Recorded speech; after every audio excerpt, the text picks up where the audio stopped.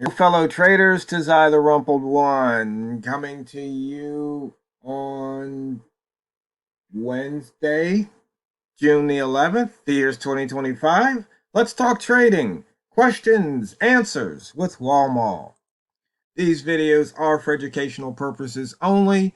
Your results may differ from mine and Walmal's.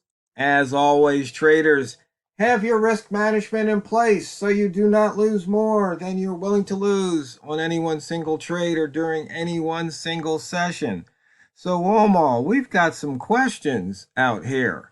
Daniel VE8OI. Let's see.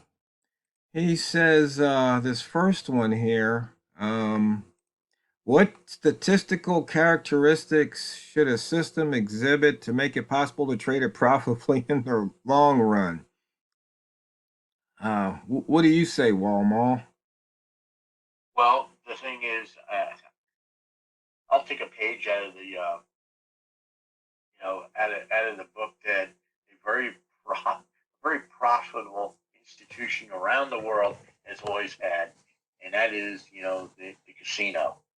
They only need to go and have, a 1% or a 2%, and they can comp people, and they can go and do free shows, all types of fun things like that. But if they're only making 1% or 2%, they can make enough money to literally rake in, millions, hundreds of millions of dollars into their bank accounts. Right. So that tells me you don't need much of a statistical advantage to make money.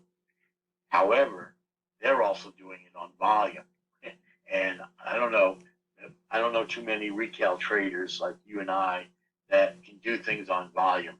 We don't have a trading account with 10 or 20 or 30 or 40 or $100 million sitting in it, where we can just go and pump and be able to go and constantly systematically just always making a buck, always making a buck, always making a buck, and being able to make that work.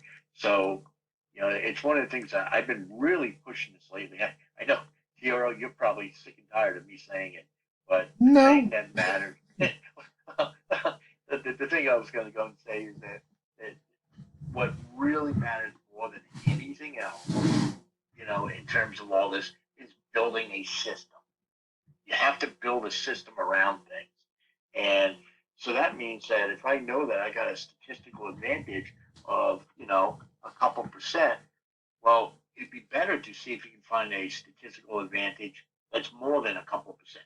And for instance, some of the things that, back in the day, going back 4 or 5 years ago now, and that is that when first started talking about the Walmart trade, well, back then, if you looked at it, it was like a 70%, statistical advantage taking Walmart trades. I don't know if that's still true or not because I haven't traded in a while. And the reason why I kind of stepped away from it was because it wasn't working as well as it was back then, back in the day.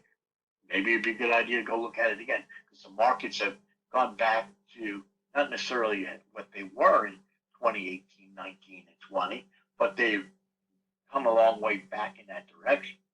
And so that may work again. And that's the thing. You got to go and constantly be looking and paying attention.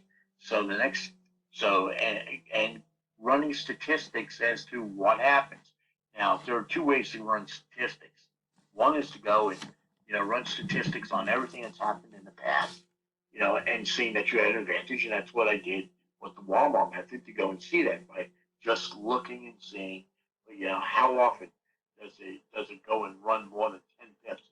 The hourly, how often does it run more than 10 pips? Now today we had a news day, but if you look at today's chart from the time I started trading, we've had 26, 25, 16, 16, 10, 12, 62, 29, and 21.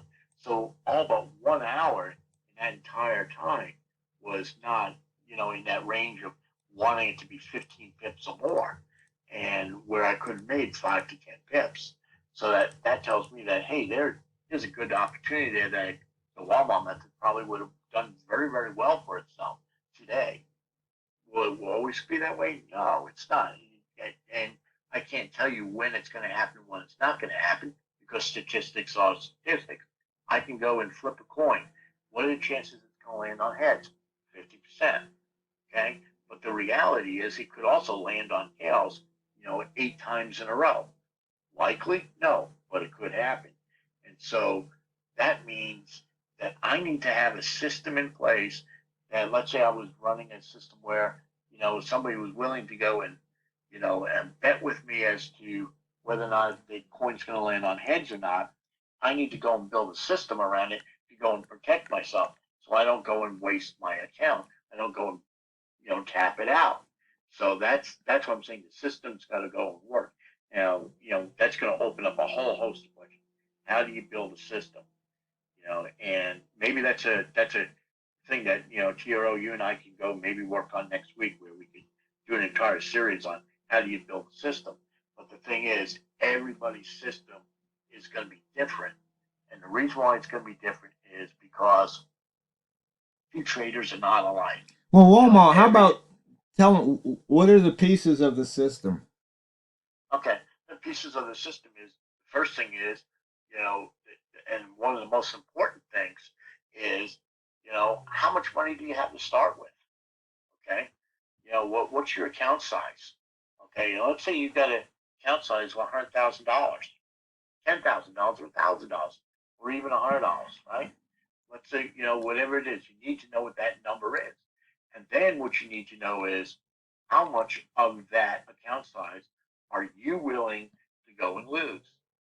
In other words, some people, you could literally, put $1,000 bill in their hand, which I've never seen, but they do exist. Put $1,000 bill in their hand, and they can go out in the street and they could burn it. Literally, take a match to it and set it on fire. And their account size may very well be only $3,000, and literally burn up a third of their account, burning it in the street, and it just doesn't affect them emotionally. Whereas another person with that same account size with $3,000, you could give them a $10 bill and set it on fire, and you're gonna freak out. So that's the second piece you need. It's just it's just the way people are, Right. And the thing is, you need to know who you are. Who are you as a trader? Where do you fit on? Where do you fit on that spectrum?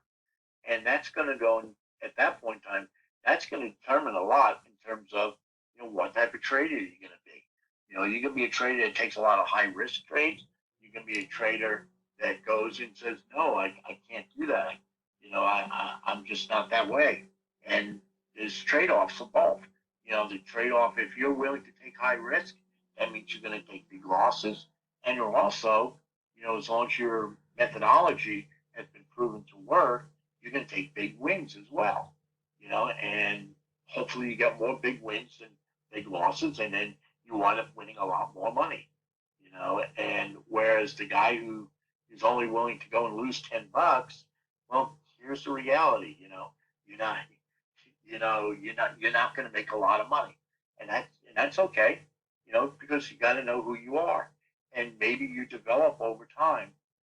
And what I mean by that is that, let's say you have that account with $3,000, and you're only willing to lose $10 at a shot.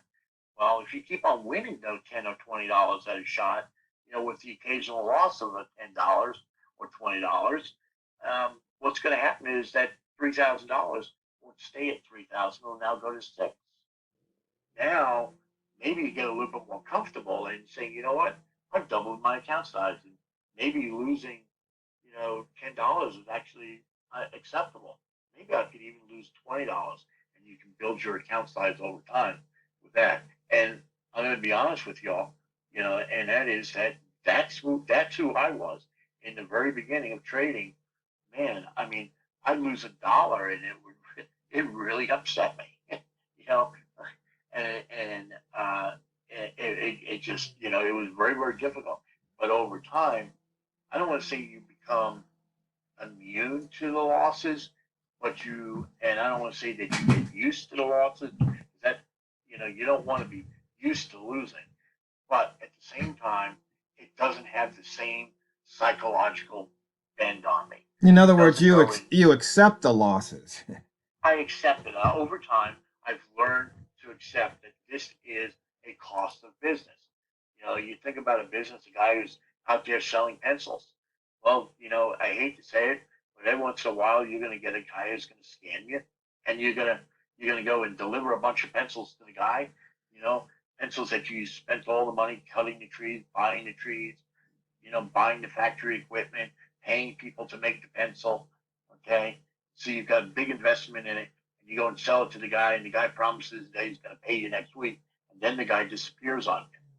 Oh, that's a cost of business. That's similar to what happens when we go into a trade and we just lose the money because the trade goes against us. You just have to accept that's just something that's going to happen.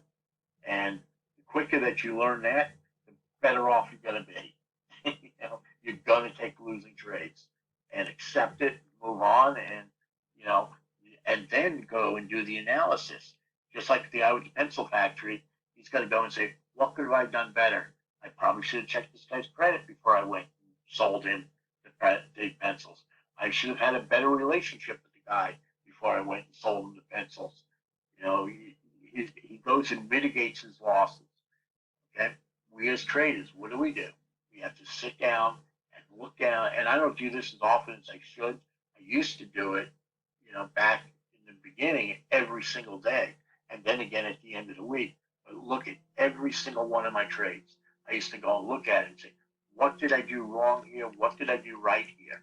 And actually, what I would do is when I would take the trade, I would write down on a piece of paper, literally in a loose leaf binder, I'd write down why I took that trade while the trade was still going. Okay. And that way, there was no question about it. I couldn't lie to myself and say, oh, I took this trade because I saw that. I don't know if I saw that or not. When I look at things 4 or 5 hours later, that's hindsight. No, but if I write it down as it's happening, I know exactly the reasons I did it. Then I can go back and look at it at the end of the day and say, okay, I took the trade because A, B, and C. Now I'm going to look at the chart with a little bit of hindsight involved and say, oh, there's the A, there's the B. Oh, C doesn't exist. Maybe I should have been a little bit more cautious there. And that's what turns you into a better trader, because then you have to be, the one thing about trading is that it forces you to be honest with yourself if you're going to be successful. If you're not honest with yourself, then you're done. You're done. You're just absolutely done. And if you can't be honest with yourself, you know what I'm going to tell you? Take your money, put it in the bank, put it in a savings account where you know you're going to get 2%. Because if you're not honest with yourself, you're just going to go and constantly be blowing it. Because you have to be, I don't want to say that you're so. I'm not saying be cruel to yourself, but you got to be blunt and honest with yourself, and and potentially have somebody that's going to come and sit next to you and say, "Oh, Walmal, you really screwed that up. You say you got to these rules. You didn't follow me, did you?" And how many times you said that to me, over the years. He's like, why did you take that trade? Yeah. Hey, Walmal, we're almost out of time, but I had answered him out there, and I said, it's like swimming. You have to get wet to learn how to swim. You just have to do it. And he was saying, well, you don't throw people in the deep end, they'll drown. It's like, no, that's why I make these videos and I make indicators and I discuss methods, and I've got years worth of videos out there. It's not like, I just started this, a couple of months ago. There's some playlists out there that go through the different systems. But the bottom line is that you start trading any of the systems. It doesn't have to be mine. I mean, you could trade moving average crossover, just, squigglies. It doesn't matter, because, you put the trade on, it's either going your way or it doesn't. You either get a chance to make money or you don't. And so, that's why I always end my videos with, it's not what you trade, it's how you trade it. So go out there and drain the banks. This is the Rumpled One, over and out.